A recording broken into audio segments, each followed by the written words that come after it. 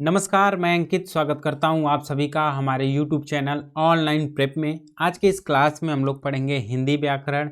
जो आज का हमारा टॉपिक होगा, जैसा कि आप लोग स्क्रीन पर देख रहे हैं, सर्वनाम। सर्वनाम आपके परीक्षा के दृष्टि से काफ़ी महत्वपूर्ण है। सर्वनाम को आप सभी लोगों ने पहले से पढ़ा भी है, जानते भी हैं, लेकिन आज के इस क्लास में हम लोग बहुत ही सहज ढंग से सर्वनाम को पढ़ेंगे और समझेंगे। तो आप लोग इस वीडियो को, इस क्लास को अंत तक ज़रूर देखें। जो भी स्टूडेंट अभी तक यूपी बीएड के पेड कोर्स को ज्वाइन नहीं किए हैं, वह इस वीडियो के डिस्क्रिप्शन में कॉन्टैक्ट नंबर है, उस पर कॉल या मैसेज करके जानकारी प्राप्त करके क्लासेस को ज्वाइन कर सकते हैं। तो चलिए हम शुरू करते हैं। सर्वनाम की परिभाषा क्या है, सर्वनाम के कितने भेद हैं, उसे हम लोग पढ़ेंगे। तो सबसे पहले हम लोग जानेंगे सर्वनाम की परिभाषा क्या है। यानी संज्ञा के स्थान पर प्रयुक्त होने वाले शब्द को सर्वनाम कहा जाता है। संज्ञा क्या है? जैसे कि पिछली क्लास में हमने संज्ञा को पढ़ा था कि संज्ञा व्यक्ति, वस्तु, स्थान, भाव आदि का जो बोध कराता हो उसे संज्ञा कहते हैं। जैसे हम देख लेते हैं कि राम स्कूल जाता है। अब यहाँ देखेंगे राम क्या है? राम जो है संज्ञा है, यानी संज्ञा है राम, राम स्कूल जाता है। यानी सर्वनाम क्या है? जो संज्ञा के स्थान पर प्रयुक्त होने वाले शब्द हैं। जैसे राम की जगह पे हम जो है सर्वनाम का प्रयोग करेंगे वह क्या है? यह जो है सर्वनाम है, तो क्या हो जाएगा? वह स्कूल जाता है। यानी वह जो है वह राम के स्थान पर प्रयुक्त हुआ है। राम जो है वह संज्ञा था, यानी संज्ञा के स्थान पर हमने सर्वनाम का प्रयोग किया। सर्वनाम क्या? वह का प्रयोग किया, तो वह वाक्य जो बन गया, वह स्कूल जाता है। तो यह सर्वनाम की परिभाषा है। ठीक है, आगे हम पढ़ेंगे सर्वनाम के मुख्यतः कितने भेद हैं। सर्वनाम का अर्थ भी वही हम लोग समझेंगे कि सबका नाम, यानी सबका नाम जो है वह जो है सर्वनाम कहलाता है। जैसे वह क्या है? वह जो है वह सबके नाम को प्रदर्शित कर रहा है, यानी संज्ञा पर चाहे राम हो, श्याम हो, राधा हो, सभी के नाम को प्रदर्शित करता है वह, तो वह जो है यह सर्वनाम है। सर्वनाम के मुख्यतः कितने भेद हैं? छह भेद हैं। पहला आपका है पुरुषवाचक, दूसरा निश्चयवाचक, तीसरा जो है अनिश्चयवाचक, चौथा संबंधवाचक, पांचवा आपका प्रश्नवाचक है, और हम लोग छठवां देखेंगे। यहाँ पर जो छठवां आपका होगा वह कौन सा होगा? निजवाचक। कौन सा होगा?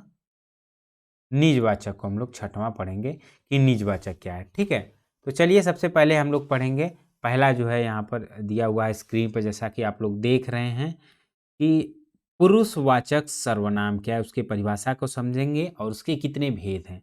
जो नाम या जो सर्वनाम बोलने वाले, सुनने वाले या किसी अन्य व्यक्ति के लिए आए उसे पुरुषवाचक सर्वनाम कहते हैं। इसके तीन भेद हैं। अब हम तीनों भेदों के उदाहरण के माध्यम से समझेंगे कि कैसे पुरुषवाचक सर्वनाम को पहचानेंगे बोलने, सुनने या अन्य व्यक्ति के लिए। ठीक है, पहला क्या होगा? जैसे आप लोग यहाँ ध्यान रखेंगे, पहला जो आपका होगा वह उत्तम पुरुष होगा, दूसरा आपका मध्यम पुरुष होगा, और तीसरा जो आपका होगा वह अन्य पुरुष होगा। तो आप लोग यहाँ ध्यान रखेंगे इस क्रम में। आप लोग पहला नीचे आपका यहाँ दिया हुआ है उत्तम पुरुष हो जाएगा पहला, दूसरा आपका हो जाएगा मध्यम पुरुष, तीसरा अन्य पुरुष। तो इसे इस क्रम को आप ध्यान रखेंगे। यहाँ क्रम थोड़ा सा इधर उधर हो गया। ठीक है, अब उत्तम पुरुष जो है, पहला उत्तम पुरुष सर्वनाम जो है उसको हम लोग समझेंगे उदाहरण के माध्यम से। यानी उत्तम पुरुष सर्वनाम में जैसे मैं हुआ, हम हुआ, हमारा हुआ, हमने हुआ, मैंने आदि, ये सभी जो हैं उत्तम पुरुषवाचक सर्वनाम हैं। ठीक है, मुझे हुआ, मुझको हुआ, ये सभी उत्तम पुरुष सर्वनाम है। मध्यम पुरुष सर्वनाम में जैसे तुम, आप, तुम्हें, तुमको, तुमसे, आपसे, ये सभी क्या है? ये सभी जो उदाहरण हैं, ये सभी जो शब्द हैं वह मध्यम पुरुषवाचक सर्वनाम के। अन्य पुरुषवाचक सर्वनाम क्या है, कैसे हम पहचानेंगे? अन्य पुरुषवाचक सर्वनाम में वह, यह, उसका, कोई, इन, उनको, इन्हें आदि आदि शब्द जब आए तो वह जो है पुरुषवाचक सर्वनाम कहलाते हैं। ठीक है, अभी जैसे हमने मध्यम पुरुषवाचक सर्वनाम में पढ़ा आप, ठीक है, आप क्या है, यह मध्यम पुरुष सर्वनाम वाचक है। लेकिन जब हम अभी आप छठवां जो भेद पढ़ेंगे सर्वनाम में, उसमें भी निजवाचक में भी आपको पढ़ेंगे, तो वहाँ इन दोनों में भिन्नता क्या होगी उसके बारे में समझेंगे। यदि पुरुषवाचक सर्वनाम के उदाहरण में किसी वाक्य में आप शब्द का प्रयोग हो मध्यम पुरुषवाचक सर्वनाम का, तो यहाँ आप समझेंगे जब आप शब्द का प्रयोग होगा तो वह वाक्य जो है आदरणीय यानी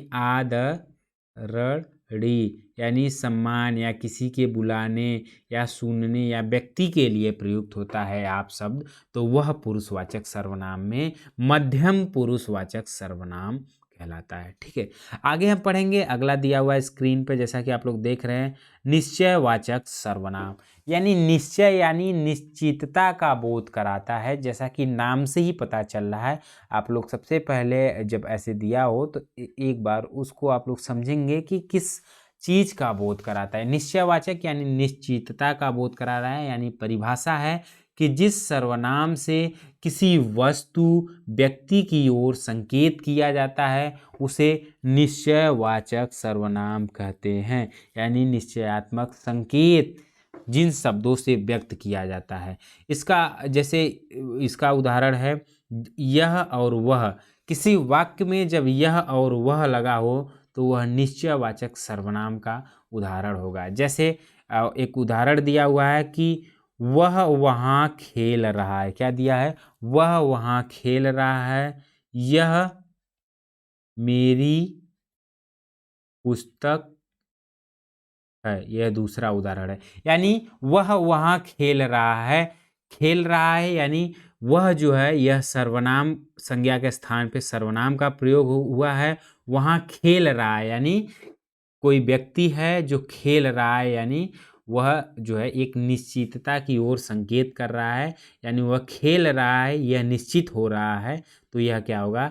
निश्चयवाचक सर्वनाम होगा। यह मेरी पुस्तक है, यानी यह जो है यह सर्वनाम है, मेरी पुस्तक है, यानी मेरी पुस्तक जो है यह निश्चित है कि यह पुस्तक जो है वह मेरी है। यह निश्चितता की ओर जो है संकेत कर रहा है, यानी निश्चय है कि यह मेरी पुस्तक है, यानी यह जो है निश्चयवाचक सर्वनाम कहलाता है। जहाँ पर यह हो या वह हो वह निश्चयवाचक सर्वनाम कहलाता है। अगला हम लोग पढ़ेंगे अनिश्चयवाचक सर्वनाम क्या है। अनिश्चयवाचक यानी परिभाषा से समझेंगे कि जिस सर्वनाम में किसी वस्तु व्यक्ति का निश्चित बोध न हो या निश्चित होने का बोध न हो उसे अनिश्चयवाचक कहलाता है। यानी निश्चित न होने का बोध कैसे? जैसे उदाहरण है कि जब किसी उदाहरण में किसी वाक्य में कोई या कुछ शब्द का प्रयोग हो तो वह अनिश्चयवाचक कहलाता है। कैसे? अब उदाहरण देखेंगे। कोई गा रहा है, कमरे में कुछ पड़ा है, यानी कोई गा रहा है। ये हमें तो पता चल रहा है कि गा रहा है, कोई व्यक्ति है जो गा रहा है, उधर से आवाज आ रही है कि गा रहा है, लेकिन कौन है वह गा रहा है ये नहीं पता है। यानी कोई जो है अनिश्चितता का बोध करा रहा है कि गाना तो कोई गा रहा है लेकिन कौन है यह निश्चित नहीं है, तो वहाँ पर कोई जो है वह निश्चयवाचक सर्वनाम होगा।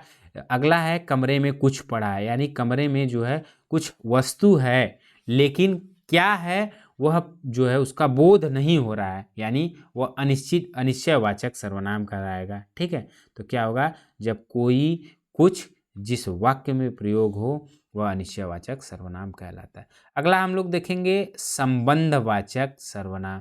यानी संबंधवाचक सर्वनाम को परिभाषा और उसके उदाहरण से समझेंगे। जिन सर्वनामों द्वारा वाक्यों में आपसी संबंध प्रकट हो या जिन सर्वनाम द्वारा एक सर्वनाम से दूसरे सर्वनाम के बीच संबंध जो है स्थापित किया जाए उसे संबंधवाचक सर्वनाम कहते हैं।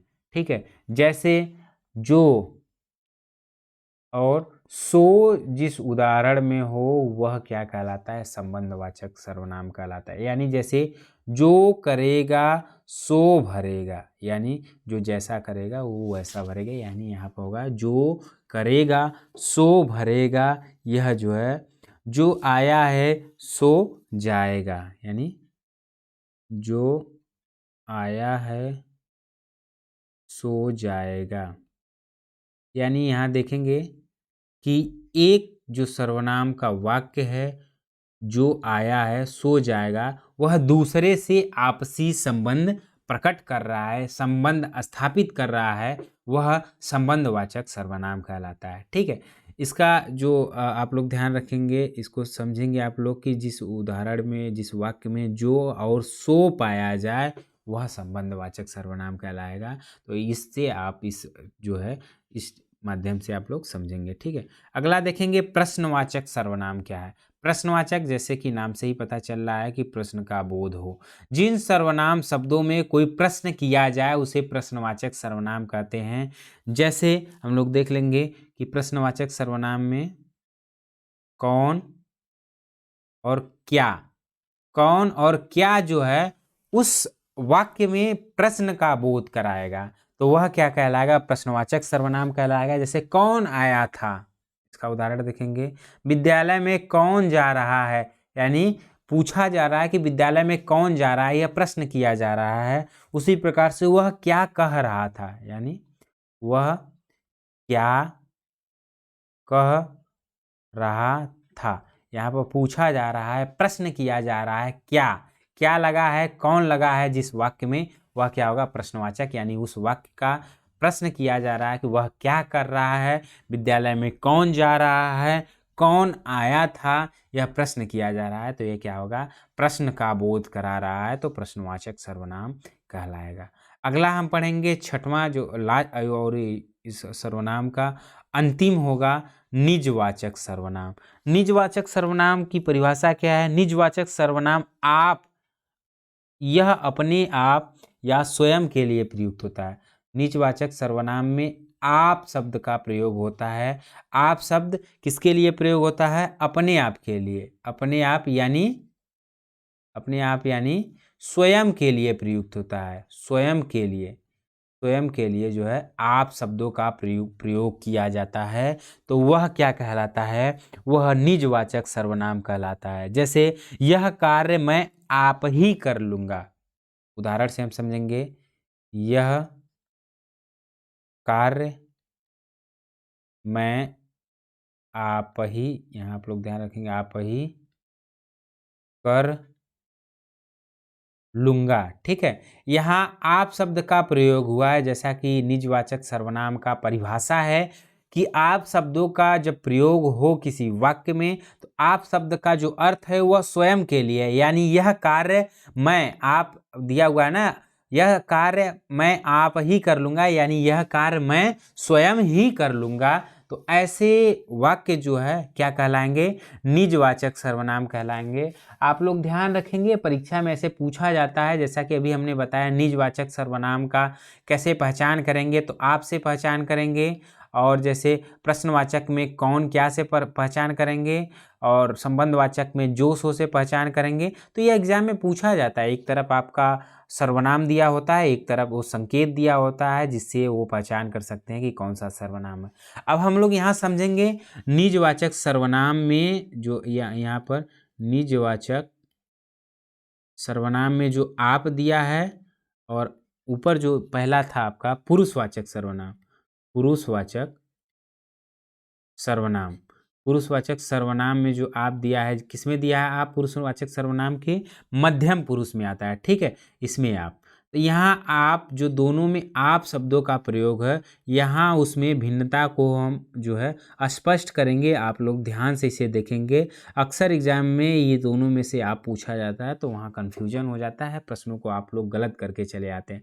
निजवाचक सर्वनाम में आप क्या है, जैसा कि अभी हमने बताया, यहाँ स्वयं के लिए, यानी स्वयं अपने लिए, स्वयं के लिए यह प्रयोग किया जाता है, खुद के लिए प्रयोग किया जाता है। किसी कार्य जैसे कि दिया है, यह कार्य मैं आप ही कर लूँगा, यानी यह कार्य मैं स्वयं कर लूँगा। और पुरुषवाचक के मध्यम पुरुषवाचक सर्वनाम में आप शब्दों का जो प्रयोग किया जाता है वह आदरणीय के लिए प्रयोग किया जाता है। किसके लिए? आदरणीय। किसके लिए प्रयोग किया जाता है? आदरणीय के लिए प्रयोग किया जाता है मध्यम पुरुष में, यानी सम्मान से किसी को बुलाने के लिए आप शब्दों का जब प्रयोग किया जाता है तो वह जो है क्या कहलाता है? पुरुषवाचक, यानी मध्यम पुरुषवाचक सर्वनाम कहलाता है। ठीक है, जब भी आपके एग्जाम में आप आए तो आप इस तरीके से समझेंगे। वाक्य में जब आप शब्दों का प्रयोग होगा तो उसे भी इसे समझेंगे कि क्या वह वाक्य किस जो है कि किसका बोध करा रहा है, यानी कार्य में यह कार्य मैं आप ही कर लूँगा, यानी निजवाचक की तरफ ले जा रहा है। किसी को बुलाने के लिए आप शब्दों का प्रयोग किया जा रहा है, आप कैसे हैं, तो यह जो है किसमें होगा? पुरुषवाचक सर्वनाम में कहलाएगा। तो आज के लिए इतना ही काफ़ी। हम उम्मीद करते हैं कि आप सभी लोगों को सर्वनाम की परिभाषा, सर्वनाम क्या वह समझ में आया होगा।